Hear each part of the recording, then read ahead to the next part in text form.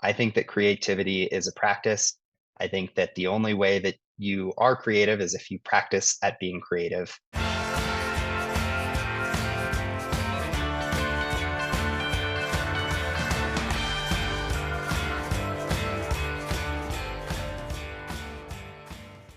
Hey, listeners, and welcome back to another inspiring episode of Beyond the Palette.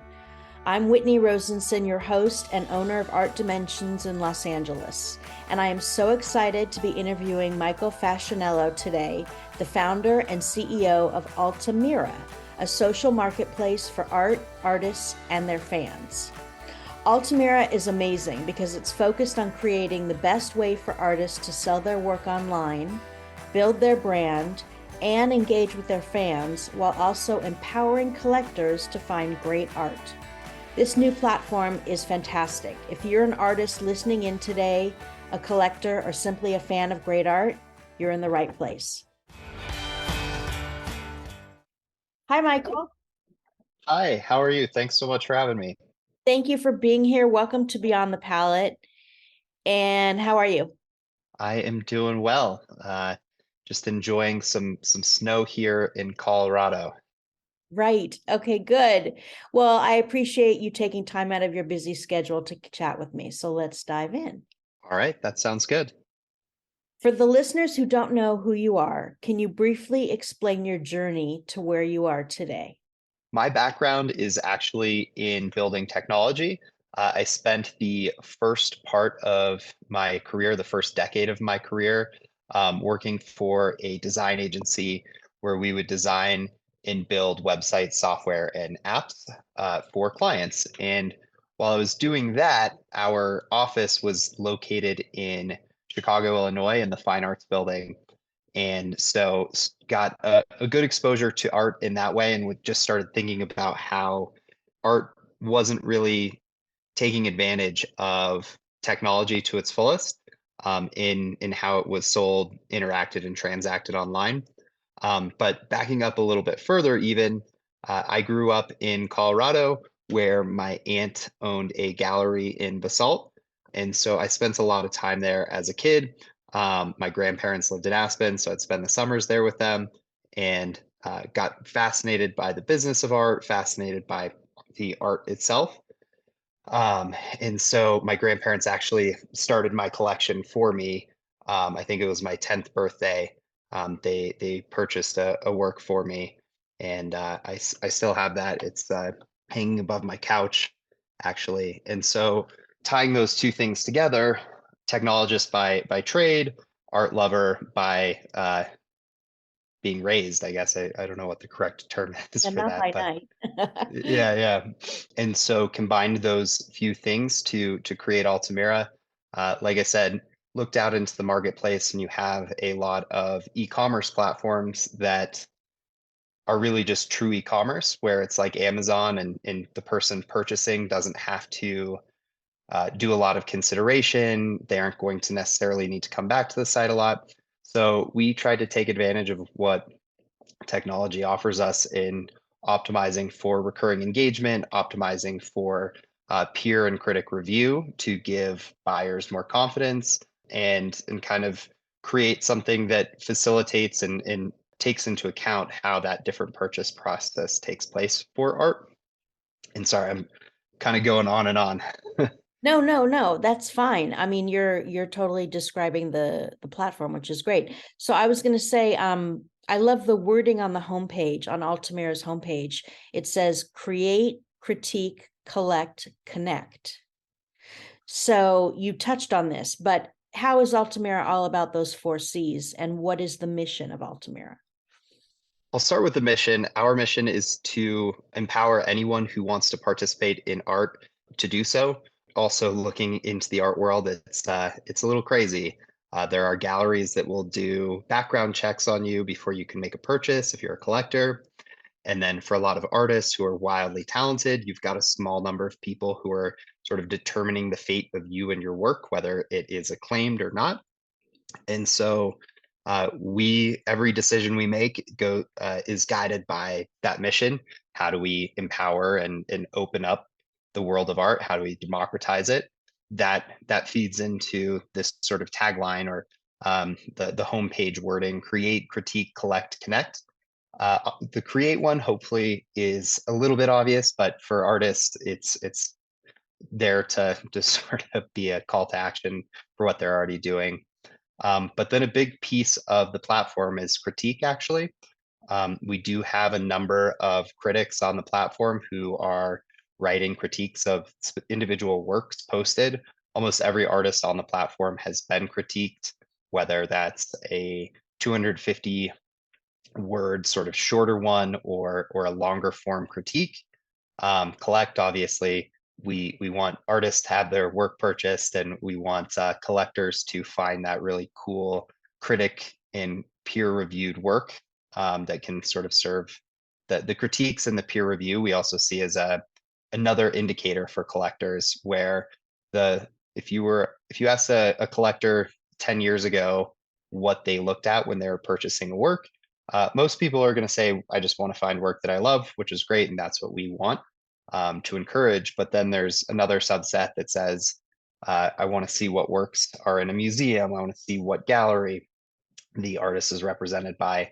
And we think going forward, collectors will be saying, how many followers do they have? How many critiques, upvotes, etc. Are they accumulating? And that'll serve as sort of an indicator of buzz. And then connect. I think one of the wonderful things about art is that it can bring people together so wonderfully. That's what Altamira is all about, an online forum for connection, a town square, if you will. I don't know if you've been to New Orleans ever, and I know Yeah. Yeah. not that this is a one-to-one, but I do like to think about New Orleans and how if you walk around that main little square in the French Quarter, there's all these artists out, everybody's talking, interacting, and sort of have an online forum that does a similar thing where artists can connect with each other, collectors can connect with artists, everybody can kind of interact and take part in shaping what is viewed as good art and who is going to sort of be the prevalent artists of our day. It's such a great platform. I perused it and I'm like, I love it. I mean, I have an online gallery as well, but it's completely different. Were you creative as a youngster? I mean, before the jobs in technology, I'm curious, were you creative? It's funny, creative in a different way. I never did well in art class until I was a freshman in high school. I couldn't draw, but my dad refused to pay anyone to do any work around our house. So I'm actually sitting in my dad's condo in the mountains right now that his friend and him built, and at age 10 or 11 we had to help him finish it. So I was doing drywall, carpeting, plumbing, electrical. And I think that there's so much creativity in construction that like with my son, I will certainly take a similar trajectory where we'll do any of the housework that needs to be done. And but then fast forwarding, I did figure out how to draw in high school art class and was pretty good with that. I actually won the county art fair for some woodworking that I did. Oh, nice. I didn't even, yeah, my woods teacher put me into the fair, festival, the show, whatever, without asking me, and I ended up winning it, which was pretty cool. That's awesome. Okay, going back to touching back on Altamira, what type of art do you guys focus on? Is it contemporary only, or what type of art do you do? That's a great question, and it's one that a lot of people bristle at my answer. We don't think it's our job to focus on art or to curate it. We think that that's our community's job. There are features for individuals to curate their own collections, and those can be browsed. And we, in the same vein of democratizing art, we have a pretty low barrier to entry for an artist to sign up, because we don't want to be in the position where we're just taking over as digital gatekeepers from what have existed as the physical gatekeepers for the last 300 years. We want the rest of the artists on the platform, the rest of the critics, the rest of the collectors to participate in what we call an upvote. It's similar to Reddit if you've ever been on there. As artists post their work, the work is upvoted. And so the works that have more upvotes get shown more prevalently on the platform. And so it's sort of this community effort to do the curation and to give the focus. We have a lot of abstract work, we have a lot of figurative work, some sculpture that is amazing, landscapes. It really runs the gamut. And we're actually hosting or putting on a art prize right now. And that prize is open to anyone, anywhere in the world, in any medium. It's called the Pink Bison Prize. All you have to do to sign up to participate is be on Altamira, and it's a two-part process for judging it. The first part, to become one of the 20 finalists, and a single work of yours has to be one of the top voted works in the last 12 months, or your entire body of work has to be one of the top 10 voted bodies of work. So, and then after that, we have a jury of 10 panelists who are critics from around the world who will be judging it and pick that single winner. So it kind of takes both a popular vote and then a critically acclaimed sort of jury vote. And with that, the only reason I mention it, open to anyone, anywhere, any medium. And I think couple other things to mention on that since I'm talking about it. Winner will win $5,000. Every one of the finalists will have all of their work critiqued by the different jurors. We have jurors from museums, we have jurors from podcasts, we have jurors who are writing for the Huffington Post, and on NPR. So it should be a good way for artists to get credentialized, to get exposure and kind of validate some of their work. Okay, so for my listeners, at the end of the podcast, we will discuss with Michael how you can get in touch and how you can submit your work. What should collectors look at if they want to spot a rising star? I think that there's a few things to look at, and I think it's not the same. It's similar to what you would look for without Altamira. You want to see different signals that say somebody is going to be really, really good. Obviously, you should just be able to take a look and say, I really like this work. I think the quality is really good. And then a few other things beyond that. We do have a place for when you go to an artist profile, you can see their bio, their CV, see if if they went to a certain school, what have you. And I think those are all just like any sort of resume. The resume can indicate potential future. That's not always the case. But I think one of the things that's really interesting is when an artist is consistently getting critiqued. That's probably the most informative. And then second, just when an artist gets a lot of upvotes. The critiques, I think, are the most interesting because that takes a lot of effort for somebody to go and put a critical analysis around a piece. And if they're doing that, it probably means that piece is speaking to them emotionally, is really well composed. And when that's happening consistently for an artist, then they're probably consistently doing really good work. And it sort of has that buzz and social indicators around it. And when you pair that with a lot of upvotes, I think those two things, specifically on Altamira, are good signals. I do think that you just look out into the world, and it's the same with anything. The more sort of social followers and social credibility you have online, the more value you have and marketability you have. Okay, so now we're talking about a little bit about social media. How is social media? How do we spot a rising artist on social media rather than on Altamira? And by the way, listeners, it's Altamira.Art, www.altamira.art. So I'll give that address again later on. But okay, yes, Michael, what do you Sure. think? It's a challenge because once somebody already has 200,000, 2 million followers, what have you, then they're probably already really expensive and no longer a rising star, but a star. And so I think there's a number of things that I've heard from collectors who are really active, and this is how they source art and what they do. One, they follow those artists who do have 200,000 followers or 2 million followers or whatever, ones that they really like. and then they'll watch out for artists that they share in their stories.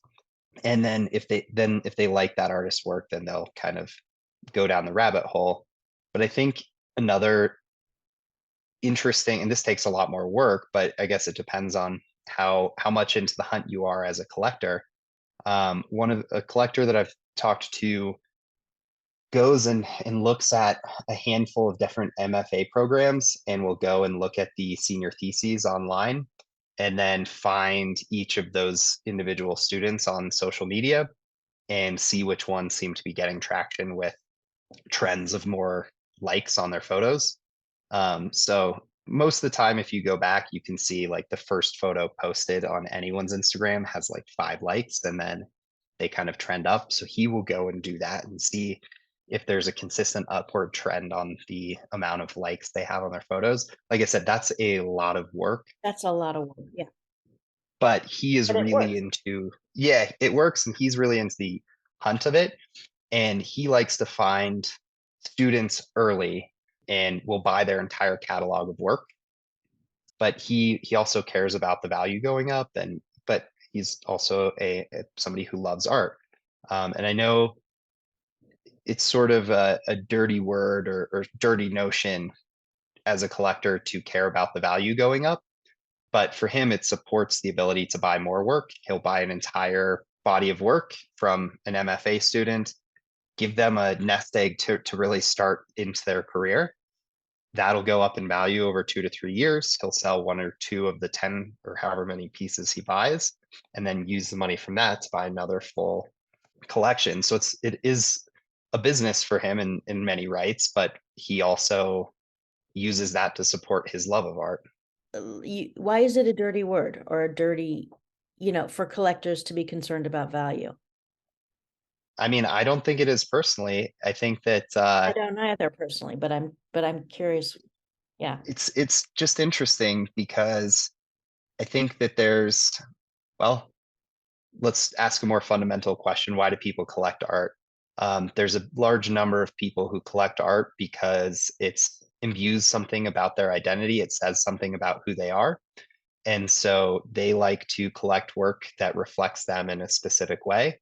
And that reflection gets tainted if they say they care about the value, because then they're just a capitalist instead of just being a art lover. And so a number of the collectors that I have interviewed, and I've interviewed a lot, will say that the only way you can buy work is buying work that you love.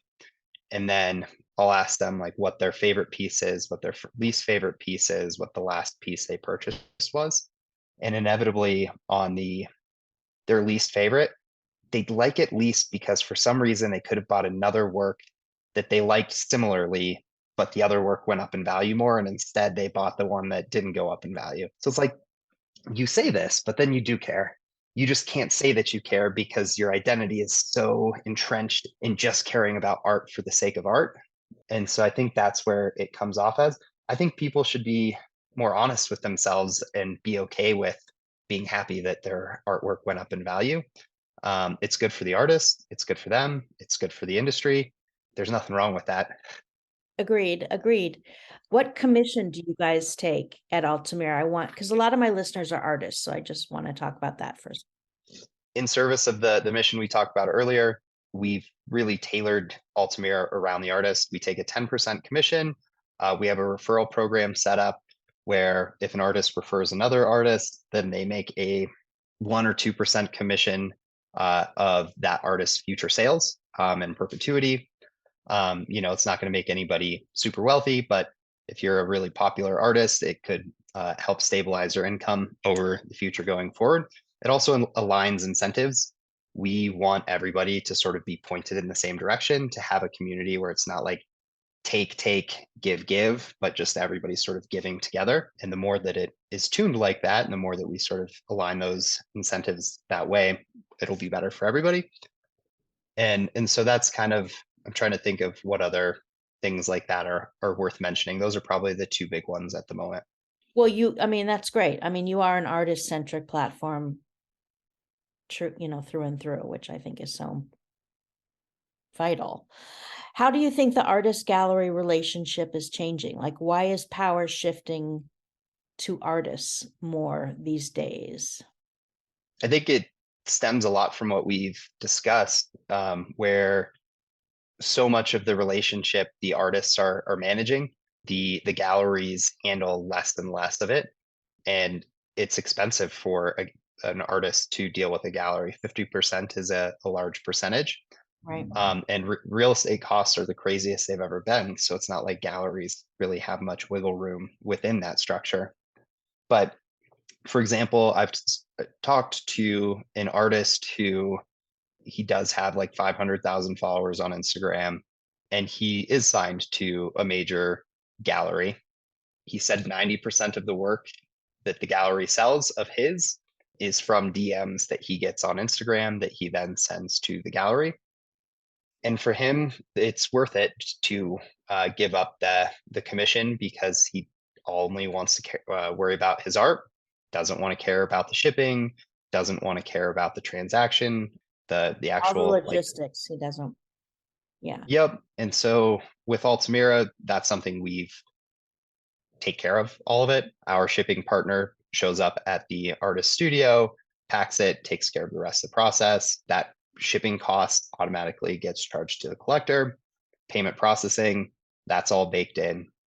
So all those services, as much as we can, are baked in. Taxes, there's at the end of the year, you get a summary of your earnings, that sort of thing, just to simplify it for the artist so that if they want, they can be a little more comfortable in going out without a gallery. Obviously, the gallery does still provide a lot of benefits. The social credibility that it provides and sort of the stamp of approval, I think makes a lot of sense. And there's this idea that has been reinforcing where galleries have said the best way to know and understand the value of an artist is by which galleries they've been in. And then collectors are like, oh, well, the only way I can know if this is a valuable artist and one whose work might appreciate is if they've been in XYZ gallery. And then the artists are sitting there looking and saying, well, there's this dynamic in play. Should I participate or try to get into that gallery? Probably should because of that. And so it's sort of self-reinforcing. And that might continue to persist, but I mean, I feel like people are buying art more and more online. yeah, it's and the stats back that up. From 2013 to 2019, I believe, and I don't have the stat right in front of me, but I've said it enough times I should be accurate. The online global market was $6 billion, or it grew from 3 billion to 6 billion. 2019 to 2020, it doubled from 6 billion to 12 billion, and it's held stable there since. And part of that is because millennials now make up the largest block of collectors. And then the Gen Z, if they're an art, I think a third of them collect art. And if they're an art collector, they put a third of their wealth toward art. Part of that is they don't have a lot of wealth, but it's also pretty striking. We've got a demographic shift. We've got people who are comfortable making purchases online. I've been long-winded in my answer, but I think that galleries are going to consolidate. The big ones at the top are going to continue to accumulate power. I think the smaller ones are probably either going to get bought up by the larger galleries or just fold altogether.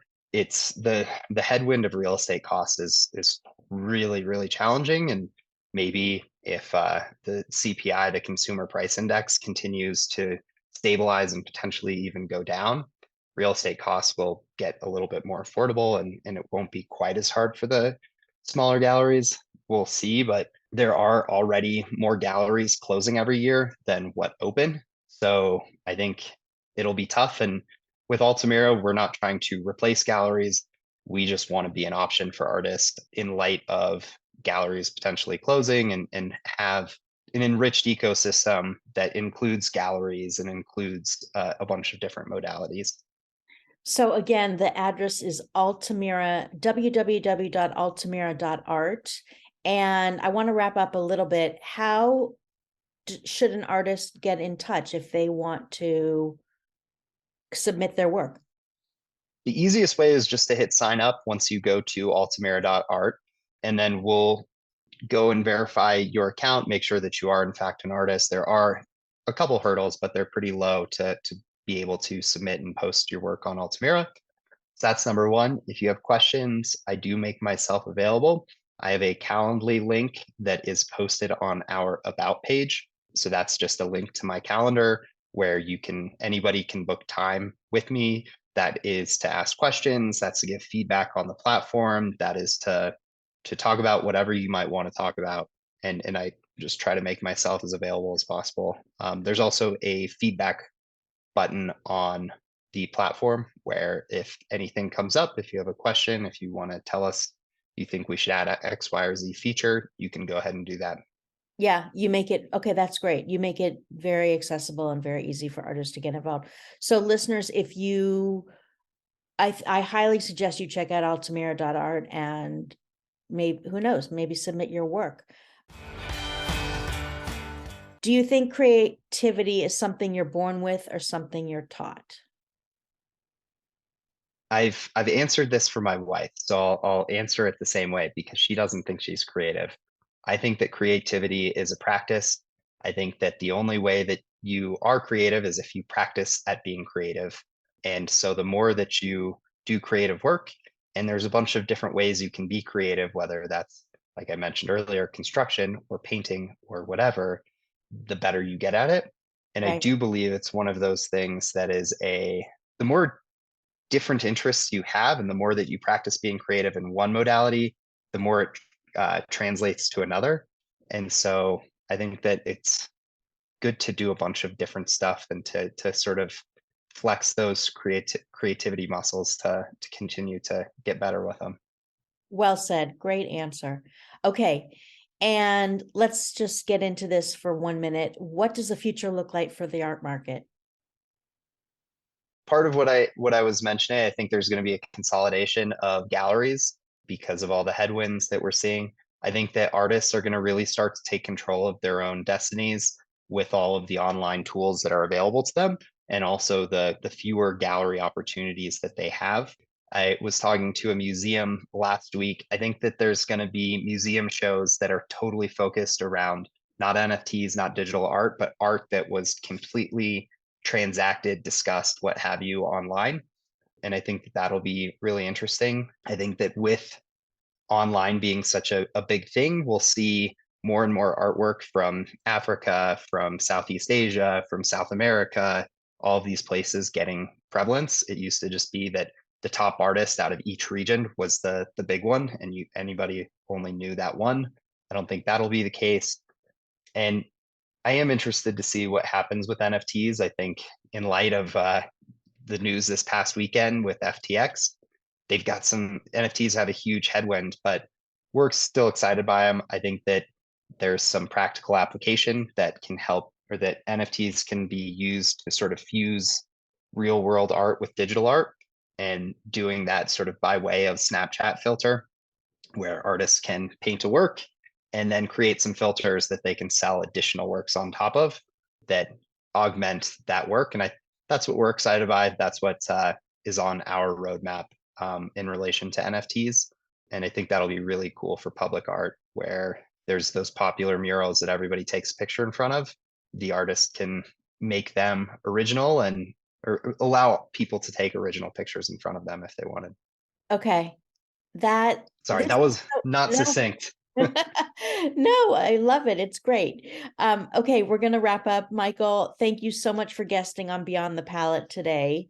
I want everyone listening, or I hope everyone listening will check out Altamira.Art. If you're an artist and you're listening, be sure to check out Altamira.Art. It's a great platform. It's a great place for you to get exposure.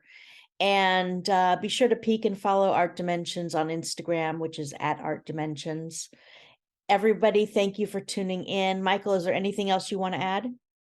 No, I thank you so much for having me on. I appreciate anyone who checks Altamira out, and definitely would love to hear any and all feedback that you might have. Thank you so much for being here today, and to everybody and to Michael. I hope you have a fantastic, productive week and happy creating.